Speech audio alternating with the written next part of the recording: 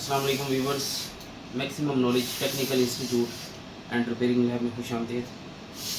आज मेरे पास एक रेडमी का सेट आया है, तो इसमें एक ऐसा फॉल्ट था कि मुझे लगा कि आप लोगों के साथ ये शेयर किया जाना चाहिए। ठीक है, रेडमी में बहुत सारे लोगों को कन्फ्यूजन होती है, क्योंकि रेडमी का सेट जो है लोगों पे बाज़ का रीस्टार्ट होते हैं, लोगों पे स्टक होते हैं, तो लोग सीपीयू रिवॉल्व करते हैं। कुछ लोगों का मसला हल भी हो जाता है, कुछ लोगों का मसला हल नहीं होता। मुख्तलिफ़ जगहों से इसके मसले हल हो रहे हैं, मगर आप जो मसला मेरे पास आया है, ये मसला जो है सीपीयू से रिलेटेड मसला है, मगर मसला हल कहाँ से हुआ है या होना चाहिए, ये इस चीज़ को समझने की कोशिश करते हैं। पहले इस सेट का बिहेवियर देखें। ये देखें, मैं सेट को ऑन कर रहा हूँ। सेट का बिहेवियर ये है, ये देखें। ये सेट रेडमी पे आएगा और बंद हो जाएगा। ये देखें। चलें, मैं इसको चार्जिंग पे लगाता हूँ। ये सेट देखें, यही कर रहा है। चलें, मैं इसको डिस्कनेक्ट करता हूँ बैटरी को, और बैटरी को लगाता हूँ।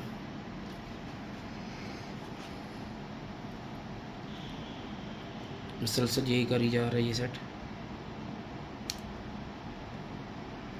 इसका बटन भी शॉर्ट है। मैं इसको बाहर निकाल के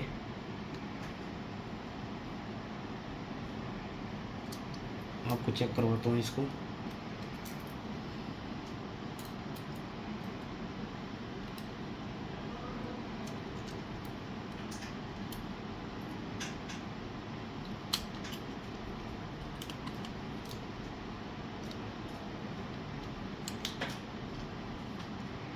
ये देखें, ये सेट इस पोजीशन में भी यही काम करी जा रहा है, और अगर मैं इसको चार्जिंग पे लगाऊंगा, ये सेट उस वक्त भी यही पोजीशन करेगा। ये देखें, 0.6 पे ये चार्ज हो रहा है। इसको ज़रा ये देखें, 0.6 पे ये चार्ज हो रहा है, मगर सेट की पोजीशन चेक करवाएं जी, यही पोजीशन है। सेट की पोजीशन यही है। अब अगर मैं आपको चेक करूँ स्क्रीन के ऊपर, तो सेट की किसी मैकेनिक दोस्त ने, ये आई मेरे पास इसी पोजीशन के लिए है, मतलब कि ये पोजीशन उस मैकेनिक का कहना था कि ये सेट जो है मेरे पास चार्जिंग के लिए आया था, उसके बाद ये मसला आ गया। ये इसकी चार्जिंग आईसी है, ये इसकी वीपीएस वाली कॉयल है। उसके अलावा ये चार्जिंग आईसी बक सप्लाइयाँ भी बना रही है, मतलब एक चार्जिंग का ही काम नहीं कर रही। इसके अलावा भी 4 किस्म की या 2 किस्म की मैक्सिमम बक सप्लाइयाँ बना रही होगी। साथ लाइट का सेक्शन भी हो सकता है इसमें।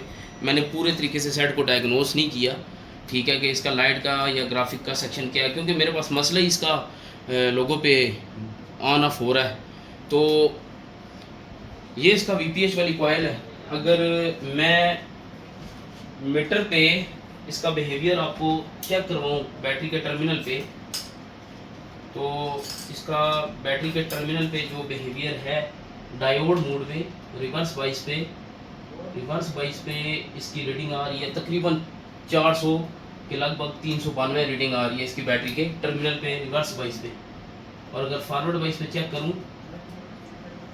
तो इसकी रीडिंग 1000 से ऊपर है, मतलब कि वी बैट की लाइन शॉर्ट भी नहीं है। उसके बाद वीपीएच वाली कॉयल पे आ जाते हैं हम।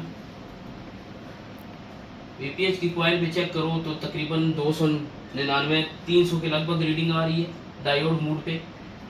और अगर फॉरवर्ड बेस पे चेक करूं तो 1000 से ऊपर रीडिंग है। तो यहाँ पे शॉर्टेज कोई नहीं है, मगर जो सेट का बिहेवियर है वो हमें ऐसा लग रहा है कि शायद हम सीपीयू रिवॉल्व करें तो हमारा मसला हल हो जाए। ठीक है, किसी भी सेट को, जब आपके पास सेट कोई भी आए, उसको आई टेस्ट करना बहुत ज़रूरी है। आई टेस्ट करना नहायत ही ज़रूरी है। हमारे मैकेनिक दोस्त सबसे ज़्यादा जो ज़्यादती करते हैं बोर्ड के साथ, ये देखें, अब यहाँ से भी बोर्ड उसने उठाया हुआ है बुरे तरीके से। पतरियाँ उठाते हैं तो तहस नहस कर देते हैं, बोर्ड की नीचे जो लेयर होती हैं वो डैमेज हो जाती हैं। ठीक है,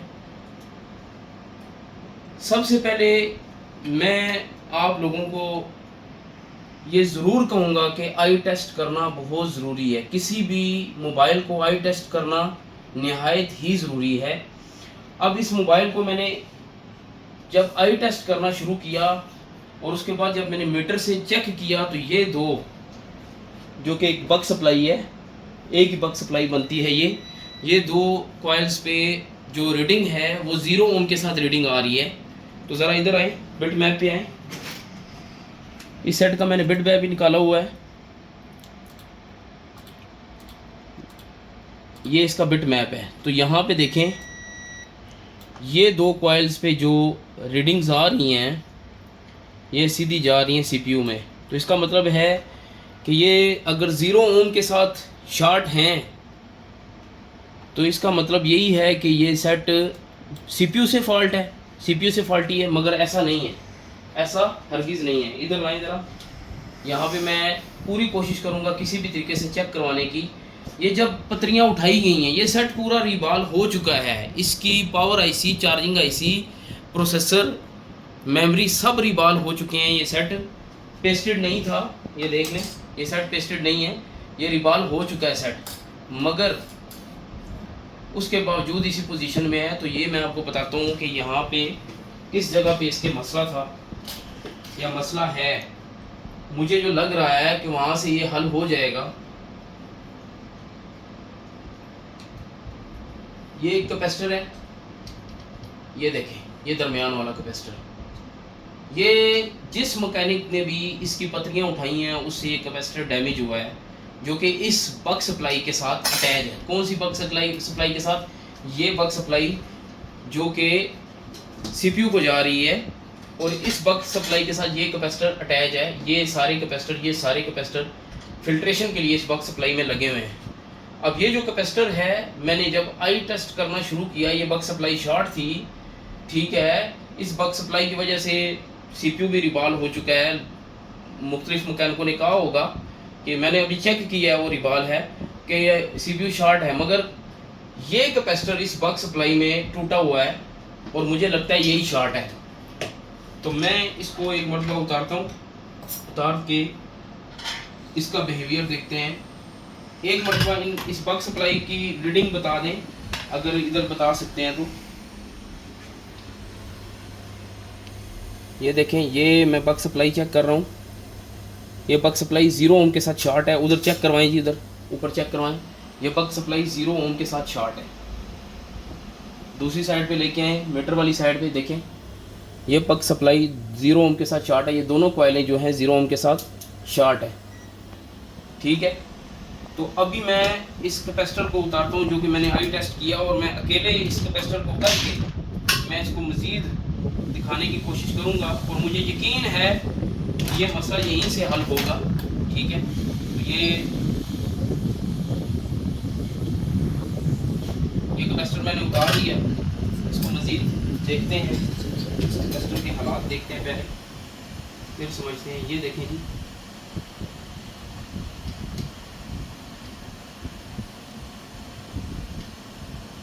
ये कैपेसिटर यहाँ से टूटा हुआ है, ये देखें, ये यहाँ से टूटा हुआ है।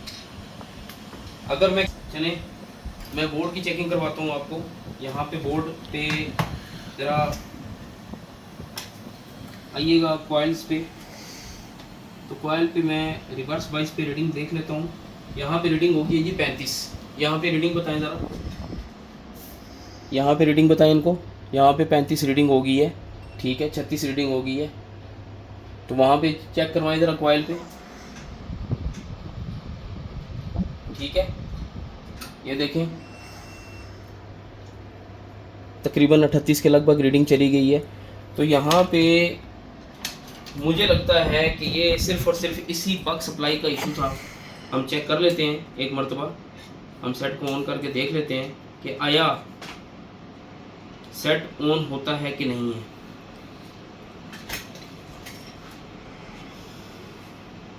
बैटरी लो का साइन दिया सेट ने।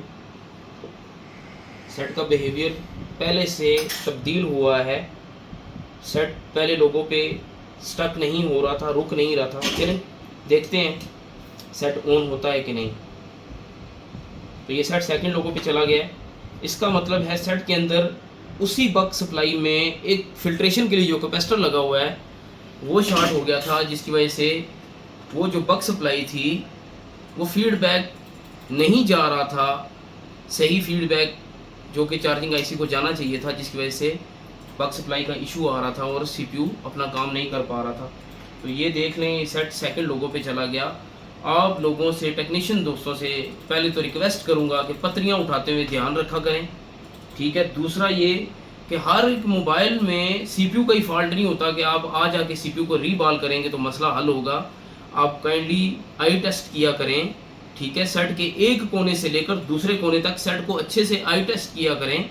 आई टेस्ट करने में आपके 2 से 3 मिनट लगेंगे, इससे ज़्यादा का टाइम नहीं लगता। ये देखें सेट ऑन हो गया।